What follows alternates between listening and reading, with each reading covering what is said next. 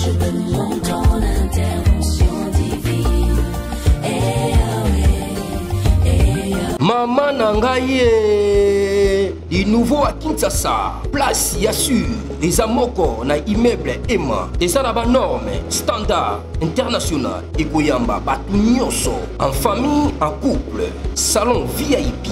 Et salle à manger, salle de bain confort et magistral et des chambres à coucher, cuisine ya kafou, sécurité ils a assuré, connexion internet illimité, Facebook, TikTok, WhatsApp et à Ophélie, groupe électrogène 24h/24h. Courant et Kindakate, na immeuble Emma. Notre adresse dans la commune de Kalamou, quartier Yolosi, avenue Balinga, numéro 9. Soyez les bienvenus, immeuble Emma.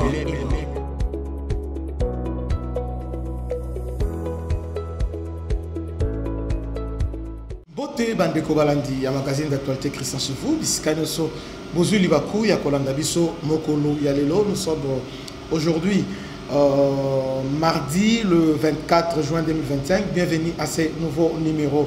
Francine Mouyumba, encore Francine Mouyumba. Moi aussi il y a Jean-Paul Kanga. C'est qui encore ce monsieur? J'ai oublié son nom, mais c'est Kanga. Mais son papa c'était Jean-Paul Kanga. Je me rappelle, papa Kanga, Jean-Paul Kanga, na 1+4, il a défendu le peuple de niveau Sakanati. Jean-Paul Kanga. Je me rappelle encore débat avec Moïse Narogabo, débat avec Maître Mukendi, tous les deux sont maintenant au-delà, que leur âme repose en paix. Repose en paix. En tout cas, mais je ne comprends pas cette famille,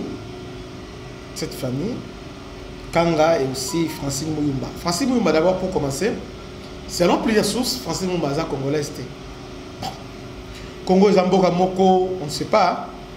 D'ailleurs, Francine Mouyumba, Congo est Batunyoso. Ils ont Mboka Batunyoso. C'est-à-dire, au Rose, à la Burundais, au Rwandais, au Kenya, mais tu te fais congolais et puis au moins tu as droit à la Congo.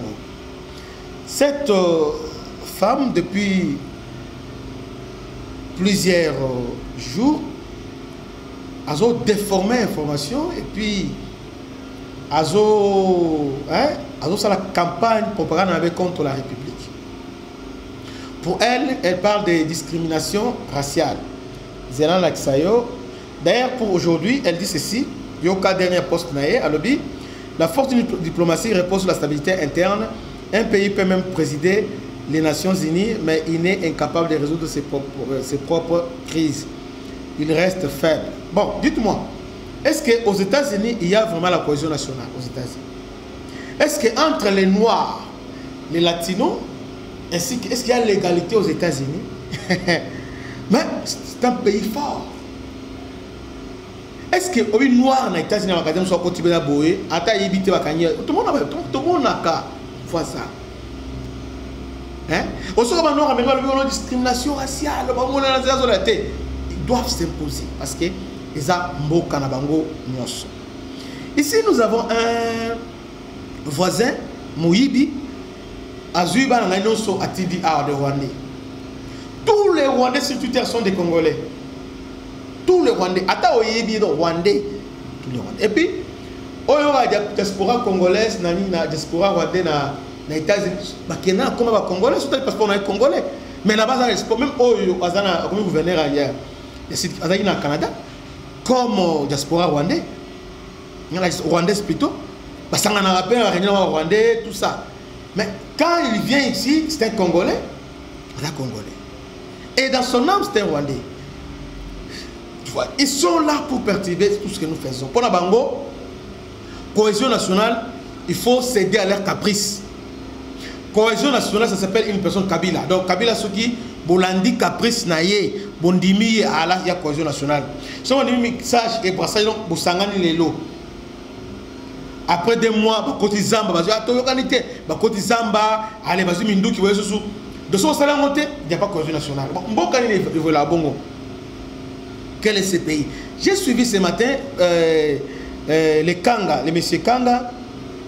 Et puis, comme on a Kimanga, son nom c'est Kanga, mais ni n'a été prénom n'a été.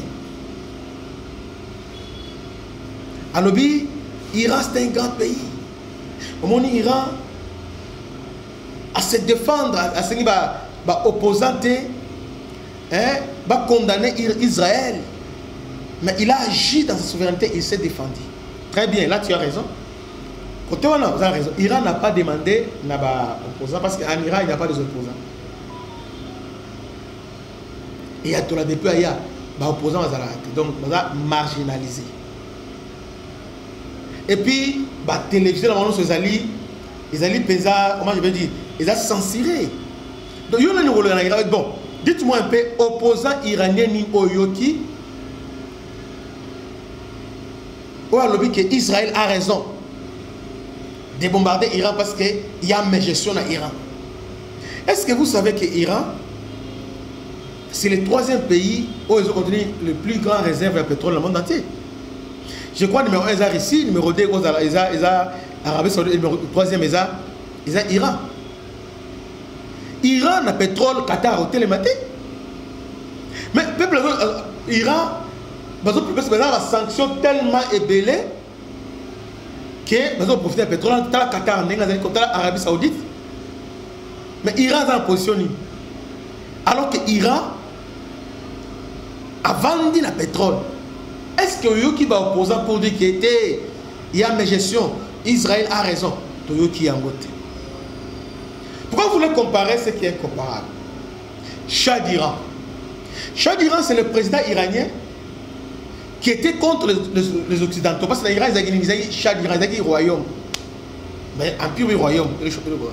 Il dirigeait par Shah d'Iran. Shah d'Iran, il y a un bombe nucléaire, tout ça va américain.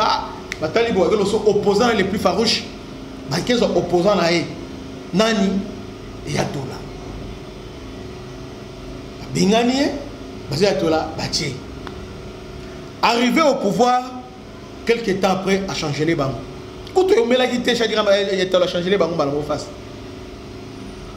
Prise d'otage ambassade à Iran. Depuis la sanction, Irak a profité de l'Iran. Les États-Unis armés Irak à combattre l'Iran. Ils ont armé Israël parce que Israël n'a pas vraiment. Israël, on a évité. Israël, c'est la base. Il y a États-Unis. États-Unis ont la base sur Israël. Alors, tout le monde iranien monté à Télémé à l'obité, à la raison bien président, la Shah d'Iran, on a Israël. Juif, tout ça. Mais chez nous, on a vu un président, un ancien président, à Longwe Awa, à Kena Goma, à Kena Rwanda agresseur, à Kena Ouganda, à Kena Goma, et aujourd'hui il est à Bukavu.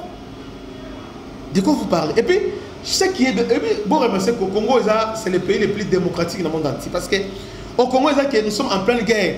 Il y a plusieurs sons de cloche. Il y a un Daniel Saf qui dit que non, il n'y a pas la guerre, on les regarde comme ça. Il y a un certain Barnabé Milambo qui vient, qui va vous dire que non, Rwanda a raison, voilà, Rwanda c'est un bon voisin, c'est l'autre pensée qui est mauvaise, qui dérange la région, et on la regarde comme ça. Et si on met la main sur lui, on dit, mais c'est vraiment opposition. Kagame, Kalamingite, Kagame, il n'y a pas 3 jours, dans Rwanda, on vient d'arrêter l'opposant farouche, il y a Kagame. Parce qu'à publier photo à Wazalendo, ils ont haute trahison. Comment tu peux publier photo à Wazalendo qui sont assimilés à haute trahison? Juger calamité. Aujourd'hui, il y a un RFI qui a monté. Aujourd'hui, parce que il y a sireté, il y a l'État. Mais chez nous, on commande n'importe qui. Kabila, ils ont la gomme. Ils ont été solo, ils ont conseillé les lois à Bukavu. Mais au moins, certains ceux qui vous qui viennent là, qui vous disent, et puis vous allez boy. Même les États-Unis, on a besoin de le salamate que on doit dans Al-Qaïda et puis la télévision. Même la France, c'est salamate. Preuve est que la guerre à Ukraine contre Russie. La France, j'ai oublié son nom. Il y a un pro-russe là qui est là. On a oublié les mines pour la Russie. Ah, Russie est dans la raison. Et ce qui s'est passé, on l'a censuré. Tous les médias russes de France censurés. Mais chez nous, quand Bossembe, régulateur, à l'hôpital, on est Bossembe, un petit Bossembe, ils ont flatté Tshisekedi. Donc, chez nous, tout le monde est expert dans le pays. Moko et Zoba. Bon, Bolimi Sangana Zamusala Zambé, mais Mamsou surtout en Bongo. Nous sommes un pays qui trouve le Bonga Tam Kolomoko T. Comment expliquer que dans le pays Bitumbezali, nous faisons face à une menace existentielle. Donc, c'est-à-dire que ça passe ou ça casse. Si aujourd'hui, Rwanda, tenir d'accord avec M23, c'est fini de Kimboka. Mais vous prenez tout ça à la légère. Il faut à l'intérieur. Tala Oyo, Francis Mouyumba. Opposition de créer Francis Mouyumba quand il était président de la jeunesse dans l'Union africaine. À combien est-ce qu'on a gagné? Nakatanga ba ebite. D'ailleurs dans l'élection, il y a élection législative. Je crois Oyo bien Owan dans Oyo. Faut ça Oyo bien Owan, te Owan. Ba wela kina banana na Katangese mo la vite hein, yo to ebiote, yo za ate. O te ngaza mo Tanganyika, bite Tanganyika te.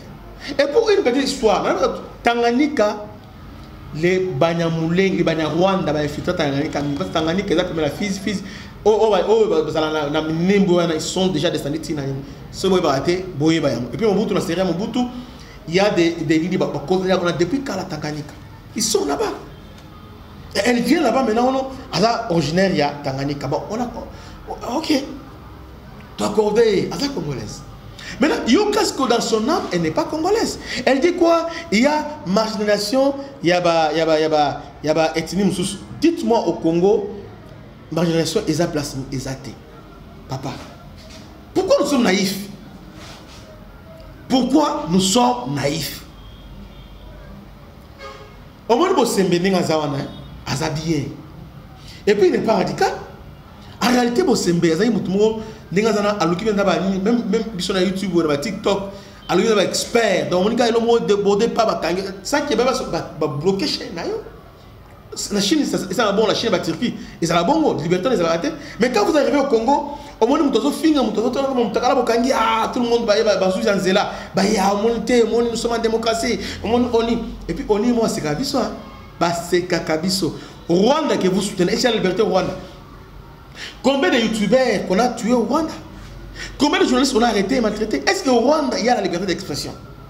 Est-ce qu'au Rwanda, on peut dire librement, parler des Ouazalendo?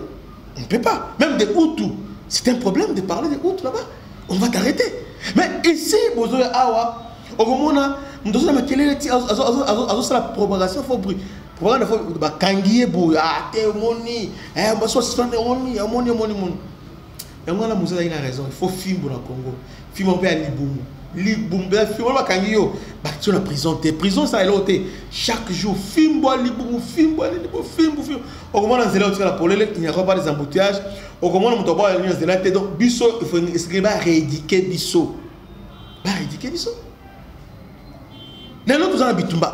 Bitumba, nous avons les lots. Ce qu'on t'a dit, Rwanda a combien de militaires? Rwanda a des militaires. Rwanda n'a pas plus de militaires qui ont conquis le Congo. Mais qu'est-ce que les Rwandais utilisent bis les Congolais? Pendant que les Rwandais ont progressé, les Congolais ont fait la masanga. Autour Congolais, Nanga, Calamité, Nanga, Congolais de père et de mère. Nanga, Nanga, ya. Mon son sali Kamboy, Bozel, mon motamoto, Bozel, Nanga, Zoya. Est-ce que Boza va docu, donc pour vous, vous prenez motamoto, Bosimila, Moulouba, Nanga, est-ce que les gens qui sont à Goma, les Swahili qui sont à Goma, tout le monde va vidéo à bout portant, tout le monde va monter. Ce qu'ils font là-bas, c'est horrible. C'est horrible. Mais comment on peut être à l'aise et soutenir Batoa Bongo?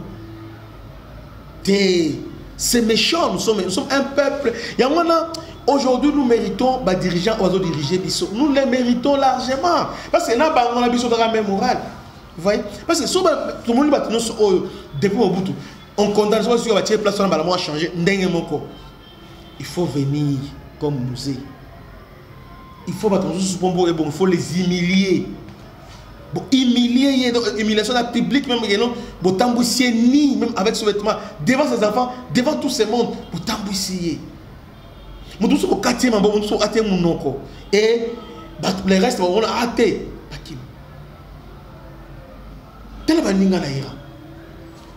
face aux menaces, il y a Israël, l'Occident, ils ont resté soudés et serrés. Au lieu d'une voix discordante, au lieu que non, oh témoigne, là-bas il n'y a pas la démocratie, il n'y a pas de. Tu sais, bien voté. Bien voté. On a la chose à menacer. Allez, tout pays. Papa, cette femme, Francine Mouyumba, Aouti Wapi, Batobele, Balobi, non, Azaki burundaise, Nini Boé, Azaki na Kaba réfugié burundais, tout ça. Namibie, atteint un burundais, Aya Boé, congolaise. Congolais, va prendre la mort. Elle a pondre la tweet la force d'une propagation repose sur la stabilité interne aux zones. Qu'est-ce que c'est interne? Stabilité interne, c'est-à-dire négocier avec Kabila, négocier avec finalement, na Congo, il n'y a pas d'autre tribunal que Banemulenge, dans 2003, Banemulenge, 2006, Banemulenge, 2000, Banemulenge, 2003, Banemulenge, 2009, Banemulenge. Ah non, finalement, c'est quoi ça? C'est quoi ça? C'est quoi ça?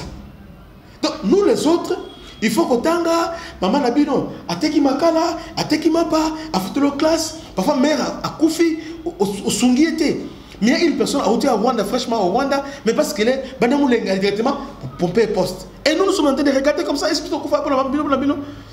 Et vous trouvez ça normal? Ces gens sont en train de nous coloniser. Et vous trouvez ça normal que tout ça, il y a la démocratie? Quelle démocratie? Donc, s'il s'agit d'instaurer, nous devons les faire. Menace Nabi sur le lot, ce sont ces gens-là qui nous menacent. Ils veulent nous diriger. Tala depuis Gome Kwei, langue nationale, qui n'a rien comme langue nationale. Est-ce que c'est vraiment normal? Tantôt, nous sommes minorités. Comment nous sommes minorités? Kolo Est, la majorité. Tous les trois provinces, c'est Est. Tous les provinces, Maniema, Nord Kivu, Sud Kivu. La majorité, ils sont des Nandais. Mais on n'a jamais dit que Kinande est comme la cinquième langue nationale. Mais vous venez directement à Kinyarwanda. Vous avez quelle intention? Il y a des gens qui acceptent ça. Ah, Moni, ils ont raison, hein. Ils ont raison, Moni Kinyarwanda. Et comme il va manifester avant Banda, Kinyarwanda, il faut mettre Kinyarwanda. Donc, ils ont prêché à Kinyarwanda, ils ont tenu à Kinyarwanda, tout c'est Kinyarwanda. Et nous, tu vends, tu as la bino, le coup là-bas, c'est la bino. Et puis tout ça pourquoi? Parce que ces gens ici, mon avis 500 $ appellent sur Christian, bon il y a un message encore, 500 yango lobela ayope aux yeux là moni beaucoup za madame té ni bo tout ça ah on lobi kito quoi zo soudé ça donc pour n'ambongo. C'est comme ça qu'on et on va tiktoker tout ça on va za bon on va tout ça ah je vais passer un bon avec Congolais bon devant bon tala au kitu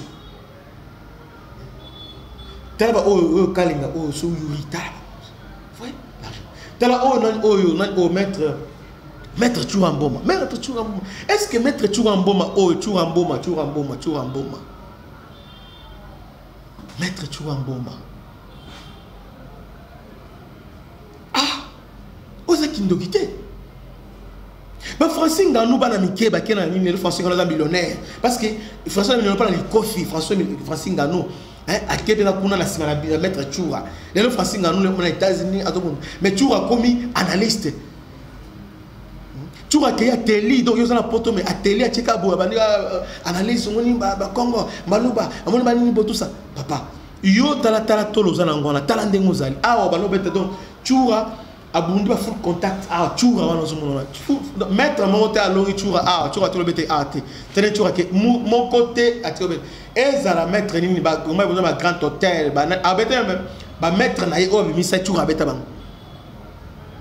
Chura zomono wana mais Chura l'homme na libum pena libum lokola nini oyo lokola similkiti Chura amna libum akomi ga mkepke analyste est-ce que azuka nini.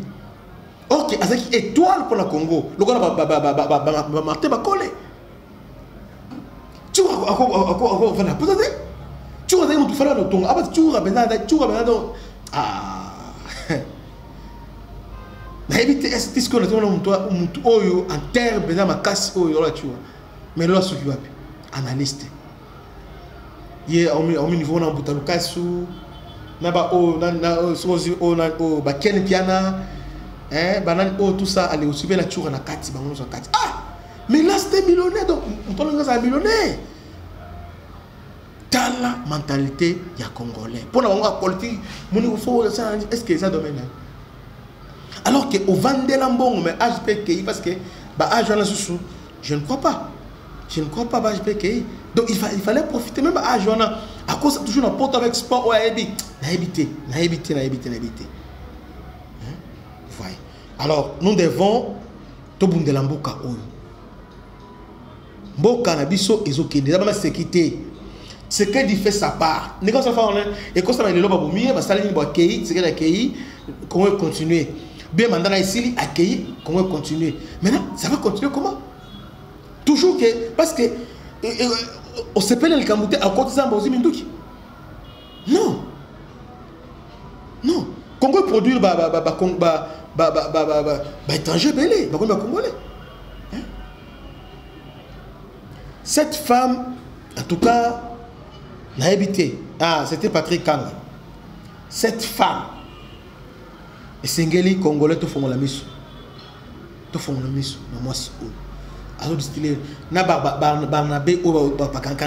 Ce sont des gens que le Rwanda a préparés pour nous distraire. Rendez-vous.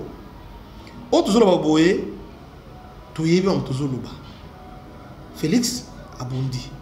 Mutobato Abundi tout au niveau où. Alors, Totika va vantir. Totika va gérer moni cohésion nationale. C'est quoi cohésion nationale? Qu'est-ce que cohésion nationale va résoudre? Cohésion nationale, c'est l'armée. Une armée forte. Une police forte, capable de rétablir l'ordre. Ceux qui filment aux athées, il n'y aura pas cohésion nationale. Parce que cohésion nationale, ils ont raté. Il a habité même. C'est quoi cohésion nationale? Dans la société, nous sommes le monde entier. Film, nous devons que ça ordre. Sans film, il n'y a pas de l'ordre. Tout ça n'a pas failli. Failli va apporter quoi? Kabila va apporter quoi? Lui va apporter quoi? À part que, si on va au ministère, au communauté nationale. Après, Babaki Sombon, le Lambon. Maintenant, Bissou Scott, tout ça, on va l'hôtel à Bangoka Boé. On va aller à Ka, on va voir que les Bissou, et puis, nous avons un comité, Bazo Lukayo. Tant qu'on va au combat, alors on va au Rwanda, on va au Mboka, on va au poste. Alors, Tokola, pour changer de mentalité. Que Dieu vous bénisse, c'était votre humble serviteur, le bishop Christian. À la prochaine, ciao.